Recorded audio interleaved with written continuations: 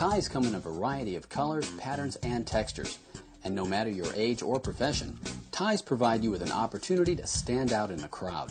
So whether you're dressing for work or a special occasion, a skillfully knotted tie will allow you to make a lasting impression. Oscar Wilde once said that a well-tied tie is the first serious step in life, and he was right. On more than one occasion, I have attended meetings where the speaker stepped up to the podium with a crooked tie, or worse yet, a carelessly knotted tie. Naturally, my eyes went directly to his neck, concentrating initially on his tie rather than his presentation. And much like women will use a pin or a scarf to accessorize their outfit, you should look at your tie as an artistic accessory. More importantly, consider your choice in knots as the final piece to your wardrobe. After all, you choose a tie to accent your wardrobe. Make sure you accent your tie with the proper knot. There are 5 different tie styles making up the foundation of today's fashion, so let's get started. They are the 4-in-hand, the Windsor, the half Windsor, the Shelby, and the bow tie. Now don't laugh. Although it isn't overly popular right now, the bow tie definitely makes a bold statement. Now not everyone has the proper build or personality to wear the bow tie, but you do take notice of the person wearing one, right? Well, we'll get to this in a moment, but first we'll cover one of the more popular knot styles using a contemporary style tie, the 4-in-hand, also known as the simple knot. The 4-in-hand knot is the smallest and most precise of knots, dating back to the days of the coach and 4 in England, when the coachmen would tie their ties using this method to prevent them from flying in the wind while they were driving the team. Okay, let's start with the basics. Begin by draping the necktie around the collar with the seam lying along the collar facing in.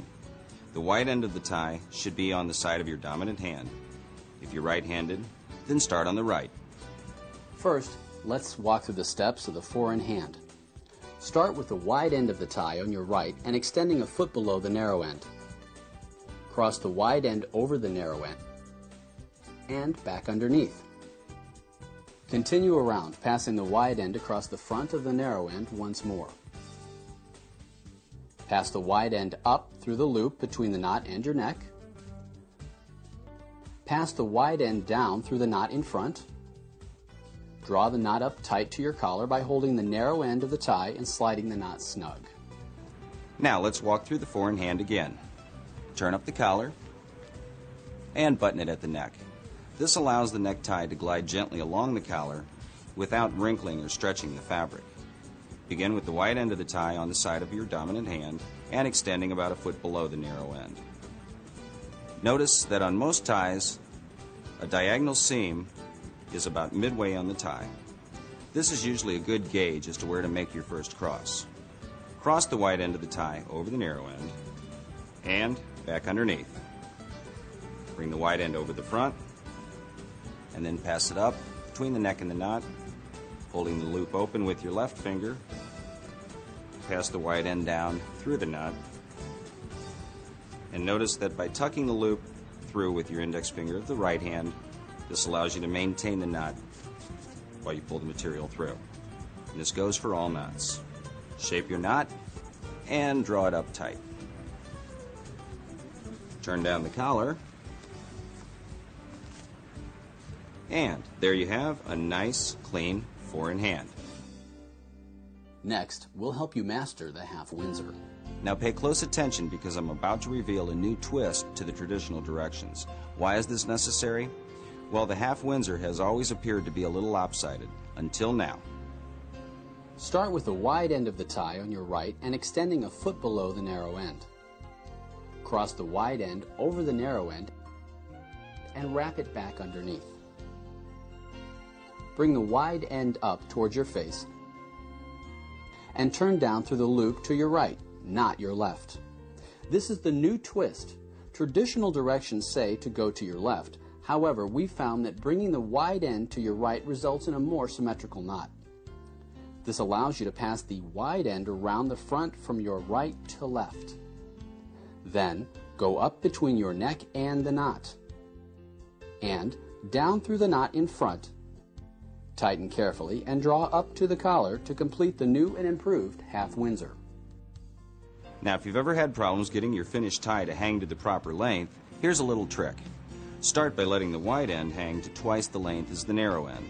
To check if you've done this properly, draw the wide end up to the edge of the neck. The length of the doubled end should be equal in length to that of the narrow end. Now you'll want to experiment with any new tie though, because there are a number of variables that affect the length of the final tie. The thickness of the material and the length of the tie itself, the thickness of the neck and the length of the torso. Also, knot styles require differing lengths of material, so you'll want to vary the point at which you make your first cross. Now let's step through the half Windsor once more. The wide end of the tie should be on the side of your dominant hand and extending at least a foot below the narrow end. Cross the wide end over the narrow end and back underneath. Bring the broad end up towards you and then down through the loop between your neck and the knot, and sweep the wide end to the right this time, not to the left. This is the new twist. This allows you to bring the broad end from the right across the front to the left, and then bring the broad end up between your neck and the knot, pass it down through the loop, draw your material, and then draw it up tight. And there you have a half Windsor. See how even the two sides are? I should point out that after being tied, the tips of the necktie should touch the waistband of the pants, and the two ends of the tie should either be equal in length or the narrow end a fraction shorter. Remember, the inside of the wide end of the tie has a band into which the narrow end of the tie is tucked to hold it in place.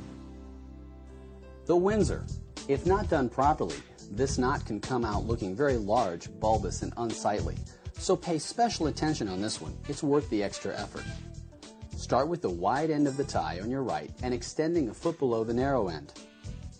Cross the wide end over the narrow end and bring it up through the loop and down to your left. Next, bring the wide end around behind the narrow end to your right. Bring the wide end up from the front and through the loop coming back down on your right. Then bring the wide end to the left across the narrow end. Turn and pass the wide end up through the loop and complete by slipping the tie down through the knot in front, tighten, and draw up comfortably to the collar. Most standard neckties come in lengths from 58 to 60 inches.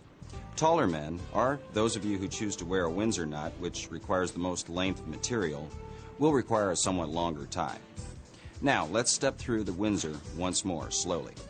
Take the wide end over the narrow end, and up and around the narrow end on the left, crossing underneath.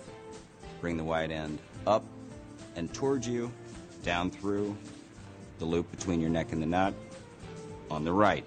This forms the V. Now, bring the broad end from the right across the front of the knot to the left, and bring the knot up between your neck and the knot. Tuck it down through the loop in the front of the knot, shape and form, and draw it up. There you have a full Windsor. When properly tied, it should have a nice clean dimple like this. Bow ties. Though you'll occasionally see them worn by the college professor or stock market analyst, bow ties are usually worn at formal engagements with a pleated front shirt. They make a unique fashion statement, and depending upon the setting, they give a man a suave or intellectually professional look. The general rule of thumb is that the bow tie should never be broader than the widest part of the neck and should not extend beyond the outside points of the collar. Start with the end in your left hand, 1.5 inches below that in your right hand. Cross the longer end over the shorter end and pass up through the loop. It's important to make sure the tie is snug against your collar at this point. Form the front loop of the bow by doubling up the right side and placing it across the collar points. Hold this front loop with the thumb and forefinger of your left hand. Drop the long end down over the front.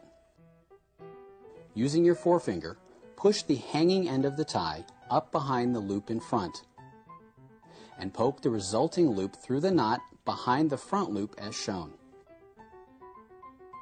Even the ends and tighten. It's really not as complicated as it looks. Here, let me show you. Begin with the left side, 1.5 inches longer than the right side. Cross the long side over the sharp and up underneath. Now, here's a little trick. Tighten at the neck and be sure to even up the two ends. Now, draw the lower portion up and double it over on itself. Now sweep the top end over the front and then poke in from behind. Draw it through. Turn down your collar.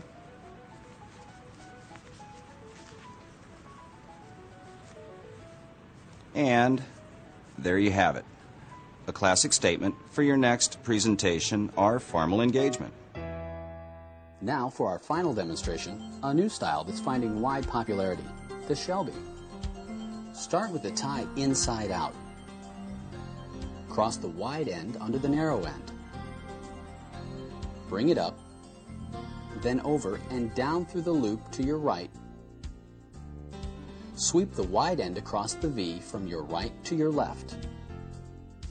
Then take the wide end up and through the loop between your neck and the knot. Now bring it back down through the knot and tighten. As you may have noticed, the steps involved in tying the Shelby are definitely different, particularly step 1. Begin with the tie inside out. Cross the broad end of the tie under the narrow end and draw the wide end up towards you and down between your neck and the knot. Sweep the broad end to the right. Now pass the broad end across the front of the tie from right to left. Bring the wide end up between your neck and the knot and down through the loop in the front. Draw your material down, shaping. Drop your knot to the collar.